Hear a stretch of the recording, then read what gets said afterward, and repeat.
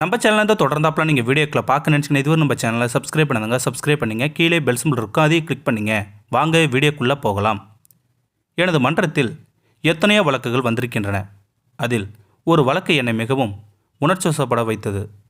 என் எதிரே பரிதாபமாக உருவெடுத்து வந்தது போல ஒரு நடுத்தர வயது பெண் நின்று கொண்டிருந்தார்.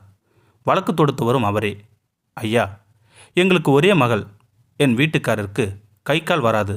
நான் 4-5 வீட்டில் வீட்டு வேலை செய்து அதில் வரும் சம்பாத்தியத்தில்தான் கணவரையும் மகளையும் காப்பாற்றி வந்தேன், வருகின்றேன். மகளை கஷ்டம் தெரியாமல் வளர்த்தேன். பலரது கால்களில் விழுந்து நல்ல பள்ளியில் படிக்க வைத்தேன். நான் வேலை செய்யும் வீட்டில் நல்ல உணவு கொடுத்தால் கூட அதை சாப்பிடாமல் மகளுக்கு கொண்டு வந்து கொடுத்து அவள் சாப்பிட சந்தோஷப்படுவதை பார்த்து மகிழ்வேன் நான். அதேபோல யார் யாரிடமோ கெஞ்சி வேலையும் வாங்கி கொடுத்தேன் நான். அவள் இப்போது சம்பாதிக்க துவங்கிவிட்டாள். எங்கள் கஷ்டமெல்லாம் போய்விடும். இனி அவள் எங்களை பார்த்து கொள்வாள் என்று நினைத்தபோது அவள் திடீரென்று காணாமல் போய்விட்டாள். அவளது விருப்பமின்றி யாரோ மயக்க வார்த்தை கூறி கடத்தி போயிருப்பதாக சந்தேகப்படுகிறேன் நான். ஆகவே எப்படியாவது என் மகளை கண்டுபிடித்து சேர்த்து வைக்க வேண்டும் என்று கேட்டிருந்தார் அந்த நடுத்தர வயது பெண்.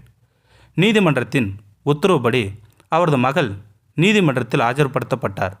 மிக அலட்சியமாக நின்றிருந்த அந்த இளம்பெண், யாரும் என்னை கடத்தவில்லை, நான் மேஜரான பெண், எனக்கு பிடித்தவருடன் வாழ்வதற்காக நான் தான் விரும்பி சென்றேன் என்றார் அந்த இளம் வயது பெண். நல்ல ஆங்கிலத்தில் பேசிய அந்த பெண்ணிடம் சம்பாதிக்கும் தோரணையும் இருந்தது. சரிம்மா, அதுக்காக உன்னை கஷ்டப்பட்டு படிக்க வைத்து ஆளாக்கிவிட்ட பெற்றோரிடம் ஒரு வார்த்தை கூட சொல்லாமல் அம்போன்னு விட்டுட்டு போயிட்டியம்மா, என்ன நியாயம் என்று கேட்டார் அந்த நீதிபதி.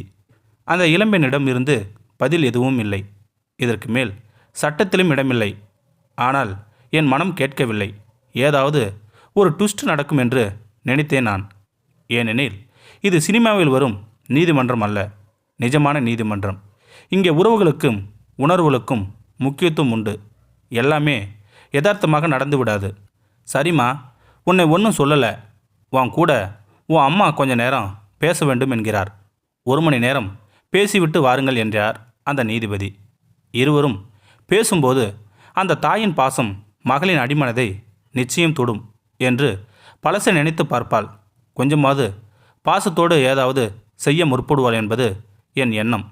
ஆனால் அவர்கள் பேசி முடிந்தபோது நான் நினைத்தது எதுவுமே நடக்கவில்லை. ஐயா, உங்களுக்கு எல்லாம் நிறைய சிரமம் கொடுத்து விட்டேன்.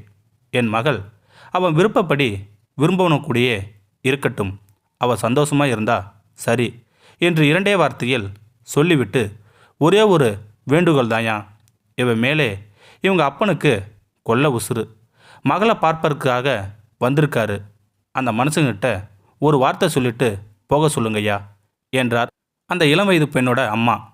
எங்கம்மா உன் வீட்டுக்காரு என்று நீதிபதி கேட்க, அந்த அம்மா கை காட்டிய இடத்தில் சுவரோடு சுவராக ஒருவர் சாத்தி வைக்கப்பட்ட நிலையில் இருந்தார். அவருக்கு கை கால் வராது என்பதால் தூக்கி கொண்டு வந்து சுவற்றில் சாத்தி வைத்துள்ளனர். கோர்ட்டில் நடப்பது எல்லாம் பார்த்து அவரது கண்கள் இருந்து தாரத்தாரையாக கண்ணீர் கொட்டி கொண்டிருந்தது. அந்த அன்பு மகளை நோக்கி என்ன செய்ய போகிறாய் என்பது போல பார்த்தேன்.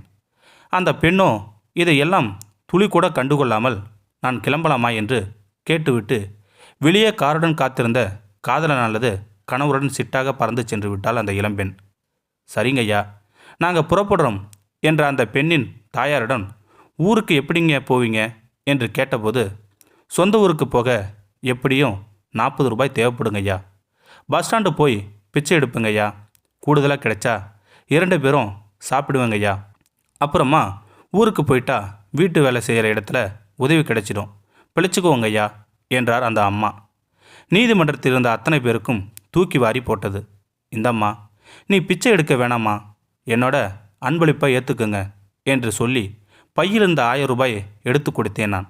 நான் கொடுத்ததை பார்த்த நீதிமன்றத்தில் இருந்த வழக்கறிஞர்கள், ஊழியர்கள், பார்வையாளர்கள் என்று ஆளாளுக்கும் கொடுத்ததில் 40,000 ரூபாய் சேர்ந்தது. அதை அந்த அம்மாவிடம் கொடுத்து, உங்கள் கவலைக்கு இது மருந்தல்ல, ஊருக்கு போவதற்கான சிறு தீர்வுதான் என்று சொல்லிக்கொண்டே கொடுத்தேன். பெற்றவர்களை புரிந்து கொள்ளாத இப்படிப்பட்ட பிள்ளைகளும் இருக்கிறார்களே என்று அன்று முழுவதும் மனம் வேதனைப்பட்டது எனக்கு. பிள்ளைகளுக்கு அறிவை கொடுப்பதை விட அன்பை கொடுப்பது முக்கியம் என்பதை உணருங்கள். என்ற வேண்டுகோளுடன் முன்னாள் நீதிபதியான சா நாகமுத்து தனது உருக்கமான பேச்சை முடித்தார். சென்னை வாணிமகாலில் நடந்த மறைந்த அமிழ்தன் எழுதிய முப்பால் உரை என்ற நூல் வெளியிட்ட விழாவில்தான் இப்படி ஒரு உரை நிகழ்த்தப்பட்டது. இந்த வீடியோ உங்களுக்கு பிடிச்சிருந்தா கமெண்ட் பாக்ஸில் கமெண்ட் பண்ணுங்கள், கூட உங்கள் ஃப்ரெண்ட்ஸை ஷேர் பண்ணுங்கள். இதுவரை நம்ம சேனலை சப்ஸ்கிரைப் பண்ணுங்க, சப்ஸ்கிரைப் பண்ணுங்கள். கீழே பெல் சிம்பல் இருக்கும், அதையும் கிளிக் பண்ணுங்கள். தேங்க்யூ ஃபார் வாட்சிங்.